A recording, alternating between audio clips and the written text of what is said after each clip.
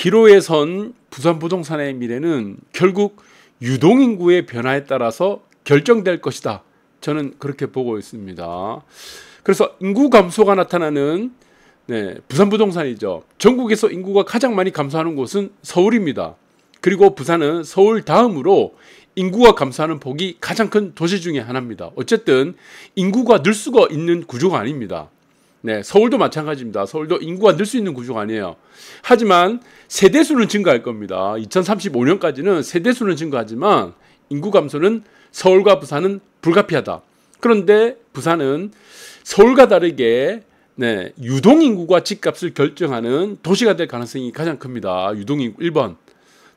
특히 관광도시죠. 그래서 유동인구에 따라서 집값 그리고 지가, 땅값이라고 하죠. 지가가 결정되는 구조로 갈 가능성은 거의 한 99% 정도라고 보고 있습니다. 그러면 유동인구에 따라서 집값과 지가가 결정되는데 유동인구는 무엇에 따라서 결정되는가? 그것이 바로 저는 관광지라고 보고 있습니다.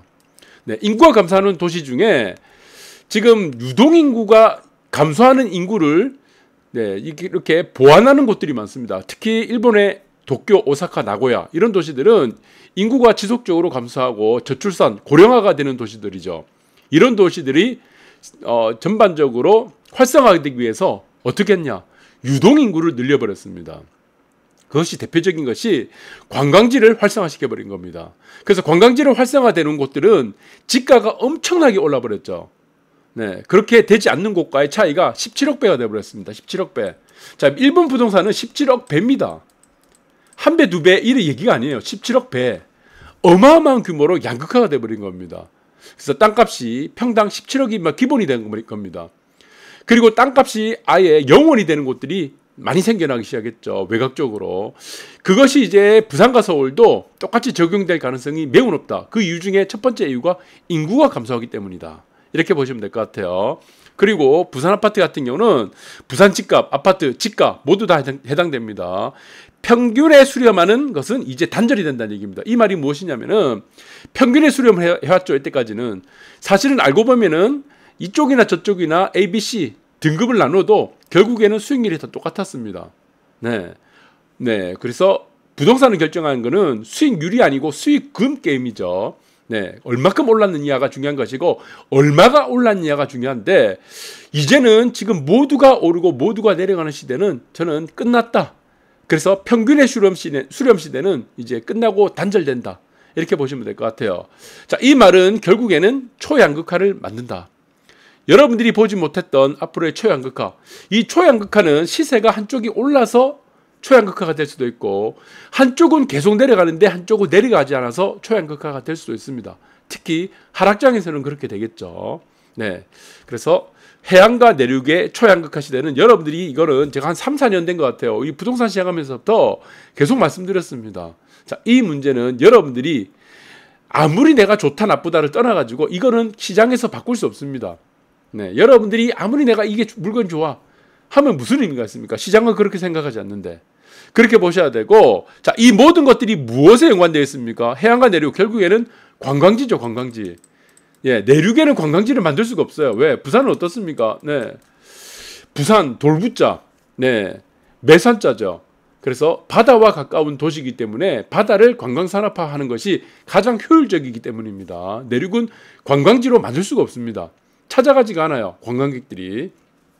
또 하나 중요한 것은 많은 정비사업을 하고 있습니다. 부산 같은 경우는 299개가 지금 부산시에서 여러분들 물어보시면 아실 거예요. 도시정비과에 물어보시면은 299개가 부산에서 정비사업을 지금 진행 중이라고 합니다.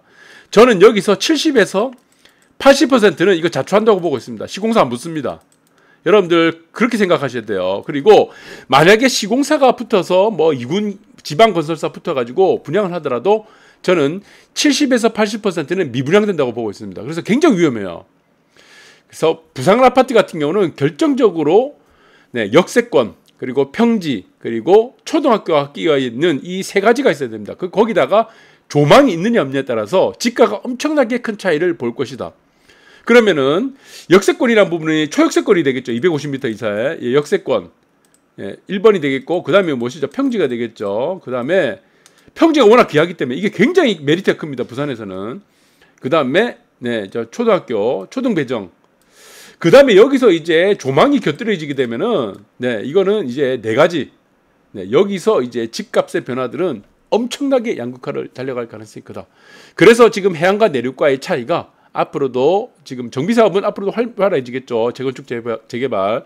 여기에 따라서도 양극화가 진행될 것이고, 가장 큰 문제는 정비사업 자체가 자초된다는 게 문제입니다. 그래서 여기에 많은 지금 엄청난 손실과 손해가 끼치게 되는 분들이, 사람들 혹은 업체들이 많을 거다. 이런 부분도 잘 염두에 두셔야 될 것 같습니다.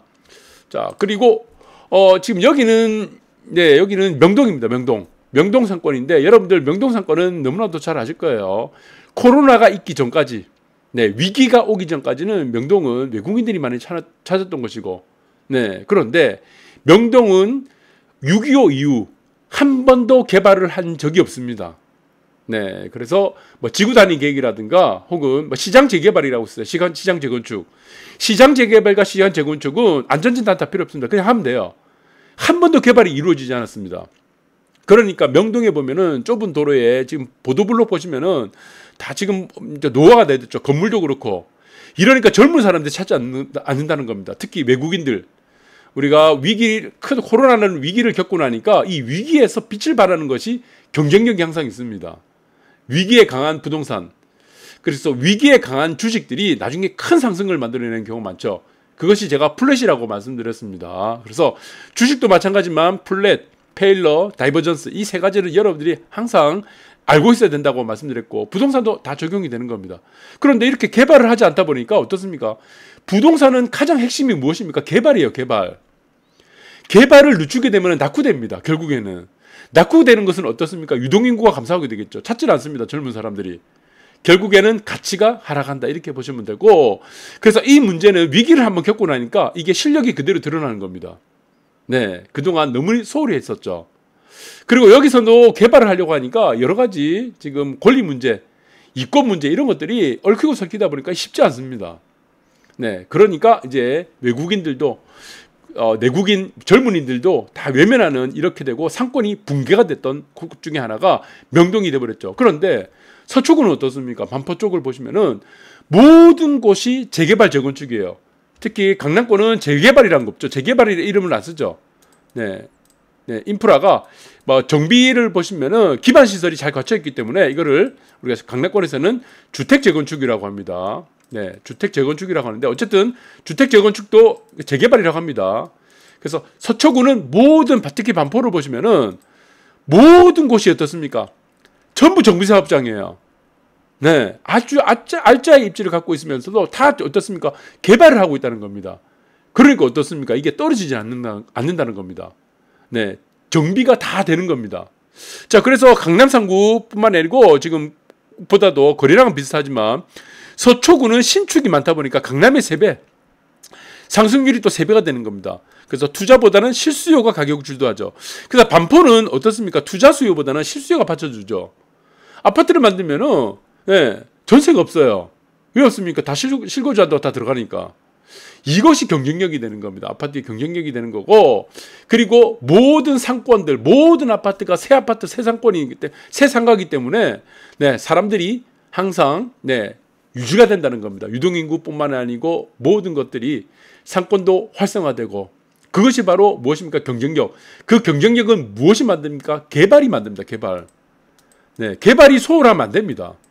그래서 이런 데 서초도 반포 이런 데 보시면은 동의서 내자고 하면 바로 내잖아요. 그런데 생각이 많은 사람들, 이런 사람들은, 돈은 없고 생각이 많은 사람들은 동의서를 내자 그러면 잘 안 냅니다. 그래서 이런 개념들을 빨리 이렇게 지금 부자의 습관이라든가 부자의 생각을 빨리 바꿔야 된다. 저는 그렇게 봅니다. 그래서 이 개발을 지연시키거나 개발을 늦추게 되면은 결국엔 무엇이 됩니까? 슬럼화가 됩니다. 슬럼화가 밖에 안 되죠. 그 슬럼화가 되면은 아까 명동에도 마찬가지로 가치는 결국적으로 하락한다는 겁니다. 자기들이 다 손해가 되는 거죠. 그래서 개발을 할 수 있을 때는 무조건 개발을 해야 된다. 그리고 명동과 비슷한 곳이 남포동입니다. 부산에. 이제 부산 얘기를 해야 되겠죠. 부산은 명동과 서초 반포를 봤죠. 서초구. 그러면은 이제 똑같은 케이스를 한번 보도록 하겠습니다. 남포동 지금 공실이 엄청 넘쳐납니다. 임대가 딱지가 붙은 곳이 한두 곳이 아니에요. 왜 그렇습니까? 남포동이 똑같습니다. 명동과 똑같이 6.25 이후에 개발을 한 번도 한 적이 없습니다. 건물이 40, 50년 다 됐어요. 뭐 70년, 80년 다 됐습니다. 그러니까 어떻습니까? 기반 시설 자체가 다 노후가 돼 있다는 겁니다. 위에는 전선이 이렇게 흘러다니고 밑에는 하수구 냄새가 나죠. 누가 찾습니까? 어떤 외국인이 찾습니까? 과거에는 일본인들이 많이 찾았었는데 지금은 다 어디로 가요? 네, 외국인 관광객들이 해운대 아니면은 광안리, 그 중에서도 광안리를 더 선호하게 되죠. 광안리가 해운대의 유동인구가 2배 이상 늘어났습니다. 이유가 다 있다는 겁니다, 여러분들. 그래서 유동인구에 따라서 집가와 집값이 결정되는 곳은 저는 대표적으로 부산이라고 보시면 될 것 같아요. 그 유동인구가 만드는 곳이 바로 관광객들. 관광객들은 무엇입니까? 저축하러 오는 사람이 없습니다. 돈을 쓰러 오는 사람들이죠. 네, 그래서 이런 부분들이 집가와 연계된 부분들이 저는 집값, 결국은 유동인구를 만드는 것은 저는 부산, 특히 관광객들이 따라서 결정된다. 그리고 서면 1번가라고 있습니다. 서면에 여러분들 부산 사람들은 잘 아실 거예요. 여기가 슬럼화가 되기 시작했습니다. 왜 그렇습니까? 개발이 안 되잖아요. 개발을 안 하잖아요. 네. 그러니까 이런 문제들이 이제 젊은 층들에게 외면받습니다. 젊은 사람들은 더 내가 돈을 10,000원을 쓰든 10만 원을 쓰든 더 좋은 곳에 가고 싶어 합니다.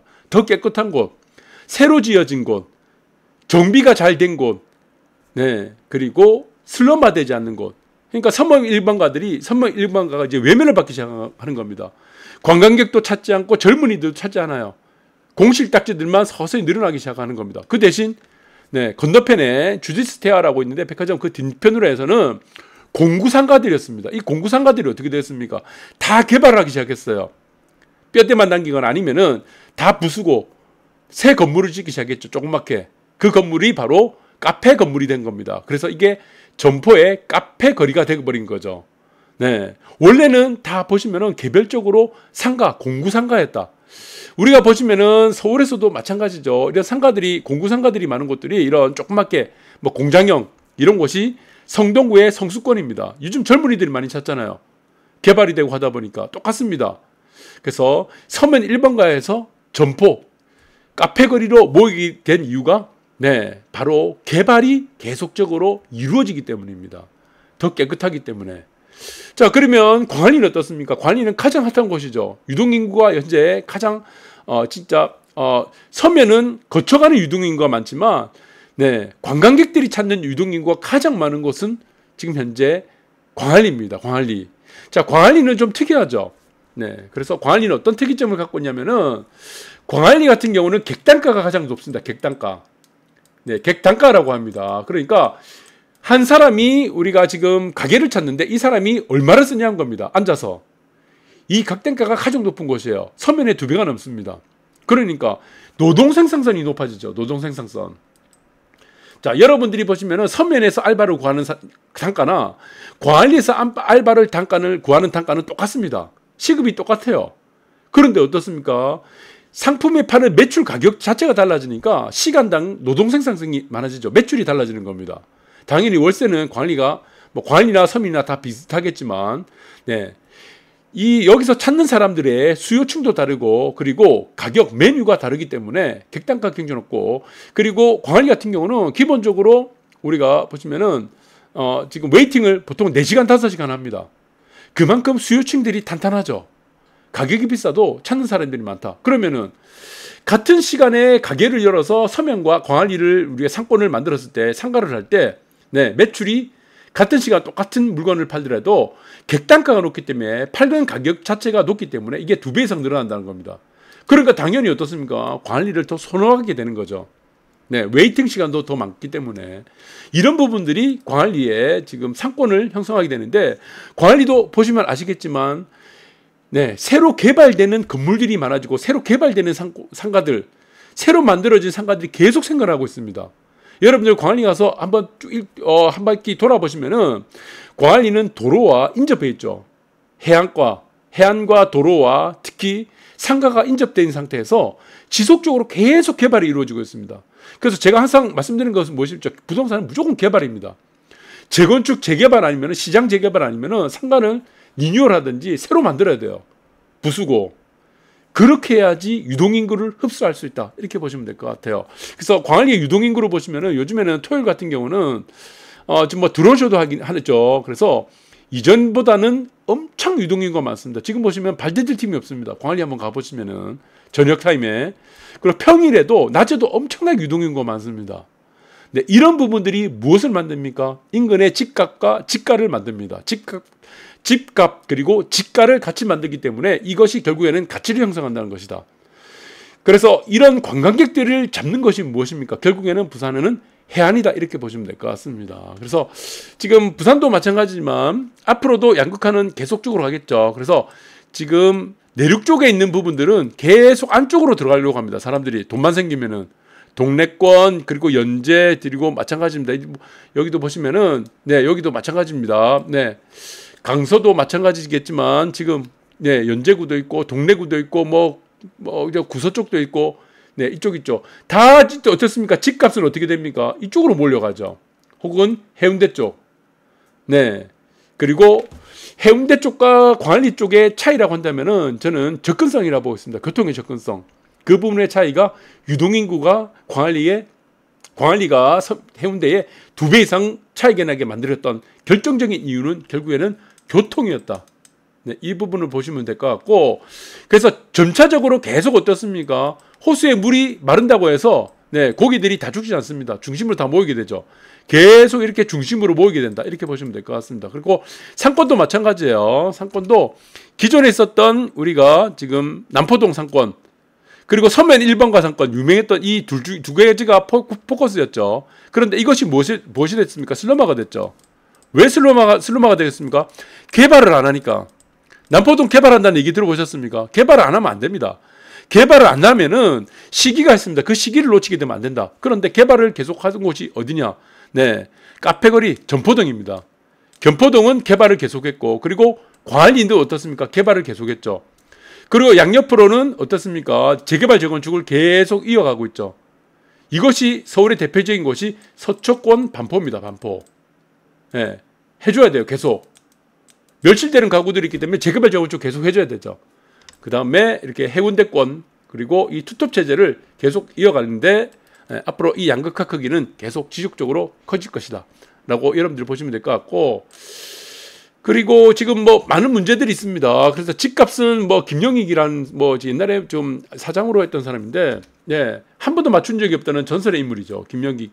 예, 이 옛날에 기억이 안 나는데 지금은 명함이 뭔지 모르겠습니다. 그래서 집값이 30-40% 떨어질 수 있다고 하는데 이게 30-40% 떨어지는 게 아니에요. 부산 같은 경우는 마이너스 90%까지 떨어집니다. 네, 특히 내륙 쪽. 네, 지금은 박수 치는 곳이 있습니다. 이거 굉장히 조심해야 돼요. 특히 고바위 조심해야 되고 특히 내륙 쪽에 그다음에 비역세권 이거 굉장히 조심해야 됩니다. 네, 이 두 가지는 특히 교통이란 문제라는 부분들하고 이 연관돼서는 여러분들이 굉장히 중요하다라고 보시면 되고 30-40% 떨어지는 것이 아니고 마이너스 90%까지 떨어집니다. 그러나 오르는 곳은 앞으로 어떻게 되겠습니까? 정비 사업이 되고 오르는 곳들 유동인구가 늘어나게 되면은 여기는 200%, 300%가 넘어가는 곳도 생겨나기 시작할 겁니다. 그 부분들을 여러분들이 잘 보시고 특히 부산 같은 경우는 네, 서울과도 마찬가지죠. 서울도 지금 오르는 곳은 서초는 계속 오르죠. 떨어지는 곳 계속 떨어지죠. 이 양극화는 절대로 피할 수 없다. 특히 인구가 감소하는 도시 같은 경우는 무조건적으로 나오는 것이 양극화입니다. 그래서 이 양극화에 대해서 여러분들이 잘 대비하는 시간들을 한번 생각하는 시간들을 만들어 봤으면 좋겠습니다. 감사합니다.